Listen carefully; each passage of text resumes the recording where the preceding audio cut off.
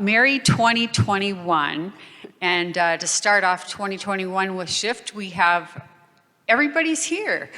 We have Kathi Tunheim, President of our Council, John Sweeney, our Treasurer, and Troy Koltes, who is leading the Call Committee.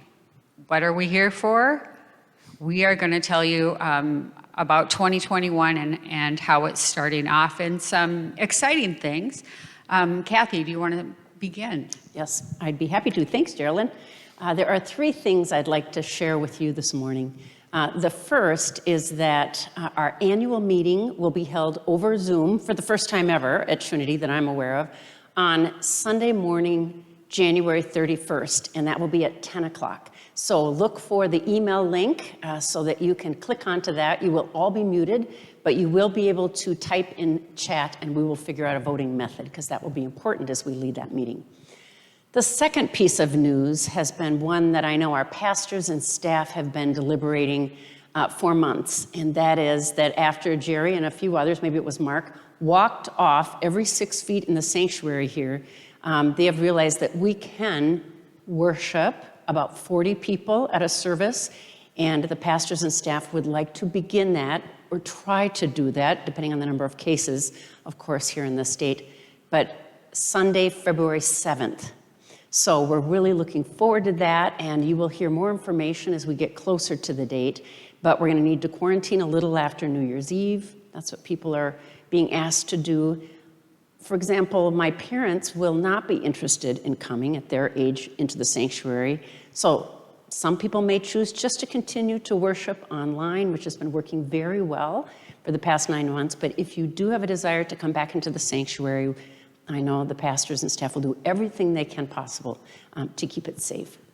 And then finally, Pastor John Strumman will be communicating soon about 2 different courses that he's going to lead over Zoom that I'm looking forward to. The first one begins Tuesday, January 19th at 7 p.m. Tuesday night is a good night for him to teach. It's not Wednesday night with confirmation, but it's Tuesday night. He's going to do a 4-part series on faith practices, practicing gratitude, prayer, studying the Bible. I'm looking forward to that. I think that'll be a good thing to do in January for 4 weeks. And then starting on February 16th, it's also a Tuesday night, he's going to do a much longer series that I'm also excited about on giftedness. His course is called GPS. He's written it himself, and I think it will be a good refresher for all of us. What are our gifts, and what is God calling us to do in the world, to use those in the world, but also at Trinity? So those are my That's three. great. So we have things to look forward to, and you'll receive more information on those things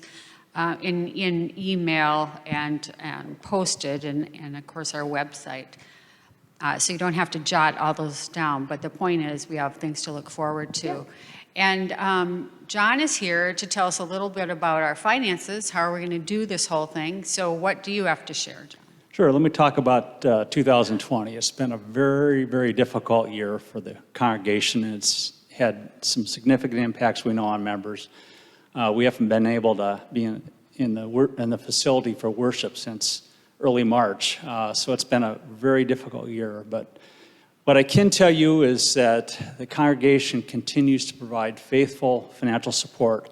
We expect for the year we'll probably be down about 6% in congregational giving. The other thing, importantly, is during this time where we haven't been able to be in the church, we've seen a 31% increase in electronic giving, which is very much appreciated. And I think a lot of people have found out it's not too difficult to use. And as your situations change, obviously you can make adjustments in your electronic giving. But if you haven't considered it before, take a look at it. And also this year, the staff has worked very hard. They've had to deal with a new normal. Obviously, the outdoor services was a new event, and it turned out to be very successful, but that took a lot of work. And the staff has done a really good job of managing expenses. So expenses will be down about 6% for the year. So we had a break-even budget that was approved by the congregation last January, and we expect we'll probably end up with a small deficit, possibly a break-even, but I want to really thank the congregation for the continued faithful stewardship. It's been really important for us to be able to keep our Trinity ministries going, obviously done differently, but also meet our outreach commitments during the year. That's great. Thank you so much. Yeah, we all share in the difficult year it's been, and certainly for all of you. But Troy, part of the transition is a transition to look for a new senior pastor. Troy is leading the call committee. Troy, who is on your committee? Thank you for asking, and I'm happy to be here. We have done a very good job of selecting a committee that represents a variety of age groups within Trinity, and a lot of that credit goes to Kathi Tunheim and to Pastor Ann. But we have 2 members that represent young families at Trinity, and those members are Cassie Enzenauer and Gavin Tempero. And then we have 3 members that have growing or grown kids, and that includes myself, along with Karen Randolph and Adam Holmes. And then we have 2 members that are grandparents, and those members are John Sweeney and Susan Vickerman. So although we have a variety of ages within the group, one thing among this group is very common, and that is a strong commitment to Trinity and a strong sense of wanting the best for what is to come with the selection of a new senior pastor. That's great. And we have talked in past shifts about the strategic plan, and we are going to bring up continuing of that plan. And Kathi, do you want to tell us about that? Yes, thank you.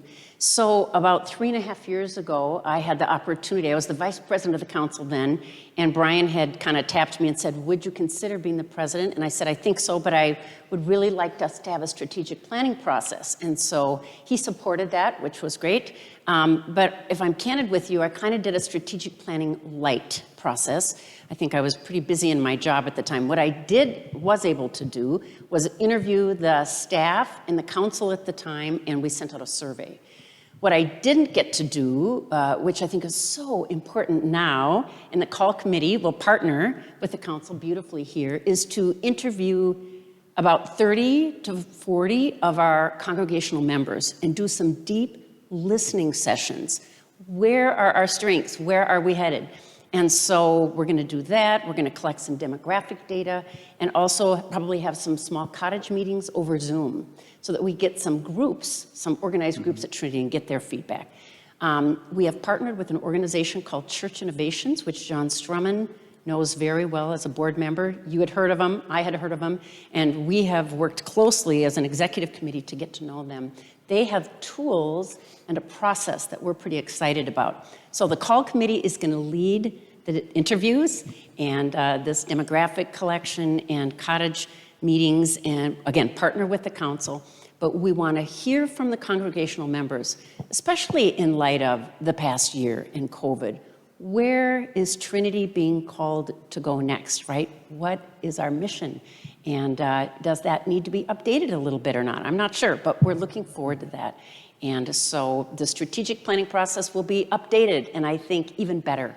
We'll probably take a look at that, and it will just continue to be the work for the next year. Yeah, and it seems like a great time to really dig in a little bit and hear from all of you so that we can have a better understanding. I mean, this past year has changed us all in ways and changed our church in ways. And some things we might want to hang on to, and some things we might want to do the same. And it will be good to just sort of check in on that, because we know that our next step in selection of a senior pastor is going to be incredibly important. Yeah. Can I just add, Jeri, that Michelle Edwards is the current vice president on the council, and she is teed up. I'll pass the baton to her on April 1st. She will become our new congregational and council president. And she said something at our last council meeting that has really stuck with me. She said, maybe one of the blessings here of COVID is we're going to have a kind of a quieter, lower key winter. Let's take the next 3 months and dig in and really seek to understand what our members are thinking and wanting. So we're going to take this and run, and you'll be hearing more about it. Yeah, I think that's great. And you'll be hearing more about Pastor John's classes that are coming up, more about our budgeting process as we go into 2021. In fact, we want to talk about that at all. John, talk about how stewardship has gone. Yes, we realize on the Finance Committee that 2021 is going to be a challenging year. The congregation's in transition. Obviously, we were really looking forward to starting small worship services in February, but we're in transition looking for a senior pastor. We're in transition to getting our small groups, and particularly our youth programs, back going again. So it's a different world than it was last December when we were putting the budget together for 2020. We've completed our stewardship campaign, and we've received about 40% of our congregation has completed their pledge. And if you have not completed your pledge card, appreciate it if you would give it prayerful consideration. Even if you don't want to complete the pledge card, just a note to the church finance manager, just that you will continue financial support would really be important. But we recognize that it's going to be different next year, but we really are pleased with the tremendous faithful stewardship that we had in 2020, and we prayerfully hope that will continue in 2021. That sounds good. So a lot to look forward to, some exciting things, and I think it's great to dig in and find out where we all are. And we look forward to getting back to you and our next shift coming up, either with Pastor John, or we will return and find out how these meetings are going. Thanks for joining us.